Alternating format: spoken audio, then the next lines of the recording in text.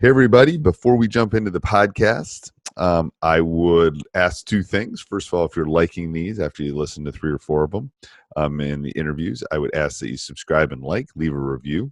We're a new podcast, so I want to make sure people are actually listening. Give a big shout out to those people that do those early on. And also go over to our website, teachersidegig.com. Go over and check it out. Let me know if you have any questions. Join our Facebook group. You can do that there. If you have an interesting side gig and you would love to be part of the podcast, fill out a form and we can see what we can do. We have lots in the queue right now, but we would love to talk. That's part of the reason we started this podcast. So go over and check that out and have a great day. Hey, everybody. Episode 2 of Teacher Side Gig. So hopefully you listened to episode 1. If you didn't, that's cool. Episode 1 was basically me going through my educational journey, kind of how I got to the point where I was doing a side gig, because it's called Teacher Side Gig. How did I become a teacher? And where I was teaching. So kind of a background. I always ask teachers that I interview for the podcast that. And then the second thing is I talked about why I was starting this podcast. I was trying to talk about all the side gigs and all the things that I've done. So I'm going to go through all the side gigs. I think I got to lucky 13. I'm sure I missed some when I was doing this. And at some point I'll have to amend this podcast when I remember other side gigs I've done. But I got the 13 that I've done in the 30 years of teaching. And the 13th one was the one that hit, the one that replaced my teaching income. So I'm making more in my side gig than I am in my teaching. But it took 13 of them to get to that point. So I'm going to go through all the ones I've done. Some of them I've done because it's been fun. Some of them I've done to try to make money. Some of them I've done just to see if it works. I've even almost, I just thought of one I'm writing down. For people that are listening will not see me writing, but people that are watching will see me writing. I did one that never launched that I was thoroughly convinced was going to be great, and I'll explain it. So I won't count that in my 13. So I would actually have 14 if I did the one that never launched. This one would, just eventually launch. But anyway, so the first one would be coaching. So anybody that thinks that coaching or doing something outside the school day is not a side gig is wrong. That is a side gig. I've done that for 30 years. My wife is a saint, but I've done that for 30 years. And it is a side gig. It is not a part-time gig. It is a full-time side gig. It is 24/7, 365 days a year, especially if you're a head coach. And I was a head coach for 6-7 years for 2 sports. Now I'm down to 1 sport. But it is a full-time job. It's like having 2 full-time jobs. If you're I've been a high school head boys volleyball coach and a head boys basketball coach for 20 plus years, but coaching basketball for 30. That is a full-time job. It is like it's like coaching the NCAAs. Don't let anybody fool you. It is the true deal. So that has been my number one. I personally don't count that as a side gig. It is, but I don't count it. I would do it. I should cover up the mic because I'd probably do it for nothing. But I'm glad they pay me. But I would do it for nothing. Yeah, I really would. I love basketball. I love coaching. I love the connections I make with kids. And there are some things in the business world that I love that do something very similar, but I love coaching. So number 1 would be coaching. That is my number 1 side gig. Number 2, the second side gig I started, I'm trying to do them in the order that I did them, was working at basketball camps and running basketball camps. Great side gigs. I always tell, I'm going to take a drink here because I'm doing this in one take and I'm keeping this real. And I just coughed, so that's why you had a little empty there. So I was trying to drink, so I went cough. But anyway, I did camps for working them, and it was great. It was a great way to meet coaches. It was a great way to work up the ranks. It was a great way to network, which is important not only in teaching, but in business. So I've done those. I'm still doing them. I'm actually working on a virtual one as I record this right now because our camp got canceled this year. So that has probably been my second most done, quote unquote, done side gig over the last 30 years is running camps or working at camps. Um, and it's been good. Again, probably for nothing, but I like it. You know, I'm not sure in the summer I would do it for nothing because it's about 175 degrees in the gym in the summer. But I do it. Do it for a couple weeks normally. All right. So again, going in order that I did this. Third thing is I tutored on the side. Um, I tutored kids in surrounding districts. I never tutored kids in our district. I ethically didn't think that was right. Didn't want to do that. But I've tutored kids, God, probably for 15, 20 years in mathematics. Um, and we'll talk about this, I'm sure, on the podcast. That tutoring, God, at one point I think I was doing 6, 7, 8 hours a day on Sundays and wasn't probably charging enough. But the issue with tutoring is, and here's my issue with tutoring, is it's time for money. And it's great. It's a great side gig. I'm sure there's people that are listening to the teacher side gig that are doing it right now. But there's a ceiling on how much you can charge, and there's a ceiling on how much time you have in the day. And we'll talk about why eventually I found my golden egg or golden chicken or whatever it is. Um, that basically is kind of working for me 24/7, 365 days a year, and I'm not always having to work on it and all those kind of things. But it's great. I still do it. I still have friends. I still get referred. It's doable. I just personally I've really backed off it just because I want to use my time on my side gig. I want to use my time on other things. Um, and I'll probably tutor when I retire and do some of that on the side. But so that's the third one. I've done that a really long time. Maybe I'm burnt out. That might be part of it too. I don't know. So that's the third one. Fourth one is probably eBay. Trying to go in order. I'm with this COVID thing. I don't know if all of you were cleaning the house. We had our dining room full of stuff. So I'm going through, oh, I could sell that. I could sell that. And I made a couple. I think I made I don't even know how much I made. Like a good garage sale day. Um, you know, we sold our daily dishes we've had for 20 years. Then we bought some on Crate and Barrel. So it was a wash. That's cool. But anyway, so eBay was probably the next one. I haven't been on eBay much recently, probably in the last 5, 6 years, but eBay was early. I was in on eBay early. I was selling things. I was buying calculators for $40 and selling them for $80, doing stuff like that. So that was a side gig. Again, what didn't have to spend a lot of time, worked on its own, but that was good. The next one I did was um, I thought I was going to start a card company. Collins Card Company. So this is and I'm sure I'll talk about this story a lot.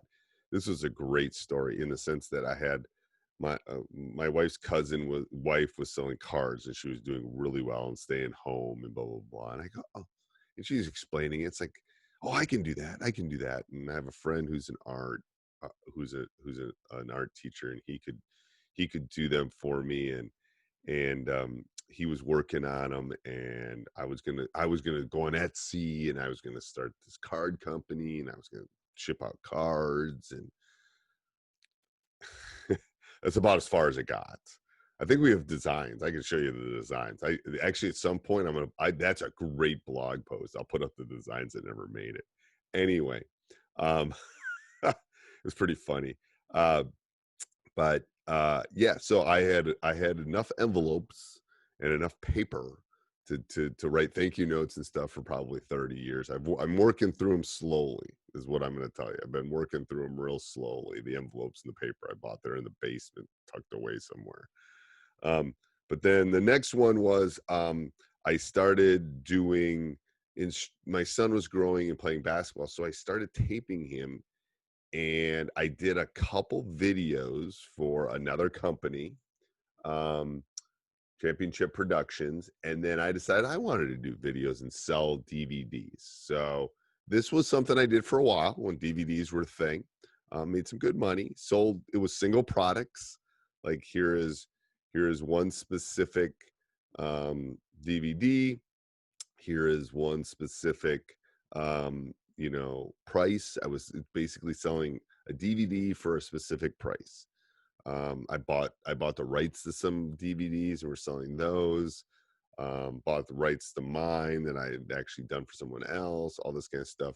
Bought a couple, I had 2 DVD burrs. I could do like 10 DVDs at a time. Was shipping them out all over the country. It was good. It was a good, again, working through some of the cases I have, but it was good. It was good money at the time. Um, but it gave me I think that was the first business that kind of gave me a taste of, ooh, this is kind of cool. Someone gives me their credit card and I ship something out and and then they, it's a I have A and you want A and I ship it to you and you pay me and it was great. So that I want to say that's kind of what gave me the business bug, and that was probably 10 years ago, 10, 12 years ago. I don't remember what it was. For 2013, somewhere around there. Anyway, so that was that. So from that, I found YouTube. I go, oh, YouTube's a cool thing. So I started putting videos up on YouTube, and that has been a slow growth. And now I'm to the point where I have like 25, 30,000 followers. I'm getting revenue. You'll love with the whole COVID thing, I was making this income, and then March 13th came around and poof, it dropped. So I think that we'll talk about that in another episode too, but about having multiple forms of income I think is really important. But so YouTube is something I'm still doing. If you go Teach Hoops, you can see it. It's going up every day. We're putting a different video up, and again, just putting a lot of things up. So that's the next thing. And then clinics. I'm a basketball coach. So I spoke at clinics. So public speaking would be where it would fall under. Spoke at different clinics all over the country, and usually get paid. Sometimes don't get paid. Sometimes do it just to be nice. Do it as a little mini vacation. Tape it and use that product. But all sorts of different options as far as that goes. But that was another form of income that was kind of happening while I was doing, selling the DVDs, YouTube, clinics. So that was all happening, and I was making okay money, but I wasn't making the money I really wanted to at that point. So I sat down with my brother, who has a Harvard MBA, which he's the smart one in the family. He's got 2 Ivy League degrees. I have 1. I'm not bitter. I'm not bitter. Anyway, so I'm sitting and talking to him, and he goes, you should combine your businesses. And, you should think about, you have your tutoring and you have your basketball. You should do tutoring for basketball, like one-on-one training, and make it easy for people to do that. And it's like, oh, that's cool. So for the next probably year and a half, him and I started a business called Coach Market LLC, which was going to be finding coaches and finding basketball players and putting them together. Um, so I was going to be the site that was going to make that happen. So either a parent or a player would come, or a trainer, basketball trainer would come, and then I would put them together, and then I would take a cut of that money as they were kind of doing that. Um, I literally thought I was going to buy an island in the Caribbean. This is the greatest idea. Oh my God, this is so good. I'm going to make so much money, yada, yada, yada. And put a year and a half. We hired a program. We spent a lot of money on hiring a programmer, which is a whole different story. Way too much money. But anyway, had a program, had this, and we're going to do this. We're going to work on this. And crickets. It was crickets. It was too hard to get the trainers to get places to train. We're in Wisconsin. It was too, which comes first, chicken or egg? Do you go out and get all the trainers with no kids to do it, or you get all the kids that want trainers before you go get the trainers, or you got to get them at the same time? 2 years later, it didn't work. Trying the website, moving it around. It was like and luckily I had all these other form of income, so it wasn't like I was losing a ton of money, but losing money. But I was able with my tutoring and all my other stuff to kind of keep my head above water. So, we tried it, and then he basically said it's not working. So we decided to convert the Coach Market LLC into selling my DVDs online. So you could you could watch it online. You'd pay me a lower price. I wouldn't have to ship it out. Ooh, this is cool. People started doing that. Um, and with that, eventually came teachhoops.com, which was our membership site where you go in and you become a member of teachhoops.com. You've got videos, you've got resources, you've got me, you've got one-on-one calls, you have office hours, you have a community. Boom. That was the golden ticket right there, baby. That was it. And that's what's basically has become my golden ticket. And it took that failure of Coach Market LLC to get to the point where teachhoops.com is kind of it's running its own way. And obviously with COVID, coaches are leaving, we haven't been gaining like we normally were before COVID. That's fine. I mean, what I've been doing is basically just putting more resources up, giving them more value at this point, because that's what I've had to do. There's like people don't have money. That's cool. I mean, you can't join, you can't join. So, but before we get to that, during that time, during that Coach Market LLC, I started driving Uber. And it was fun. That was another side gig. I was driving Uber, and that was a good one. That was which one am I on? That was number 9. Number 10 was Amazon Associates. So now I started getting social media. I've got a lot of Twitter followers. I have a lot of YouTube followers. I've got a pretty big email list because I've been doing this for 10 years, all these things. So now I'm using my Amazon Associates to sell things that I think that I truly enjoy, that I think will be useful for teachers out there, or for coaches at that point.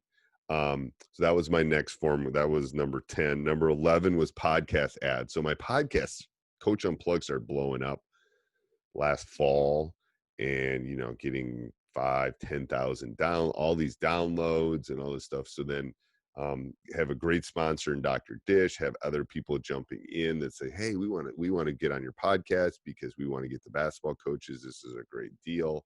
Oh my gosh, I can't believe it. Yada yada yada. So that was something. And again, I'm only doing podcast ads of things that I truly believe in, but I think it's good. So that was number 11. Number 12 was teachhoops.com. And then what was I can't read my last one here. Um, oh, so the social media marketing thing is people have been paying me to post stuff, to send stuff out. So those are kind of, and that's where I've kind of ended with where teachhoops.com has been kind of my thing. And you can go over and look it out. We're redoing the website right now.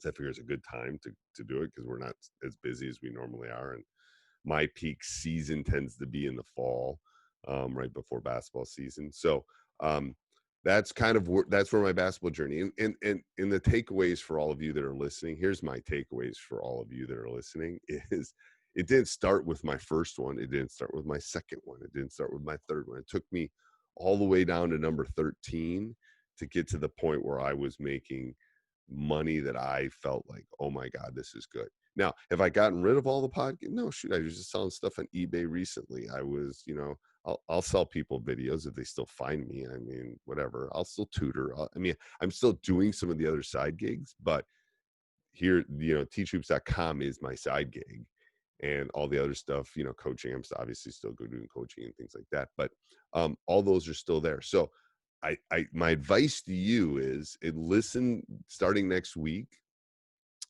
listen to all the teachers that are out there and listen to the things they're doing. And we'll talk as the weeks go on about finding that perfect match for you. The first one might not work, the second one might not work, the third one might not work. Eventually you'll find something that will work.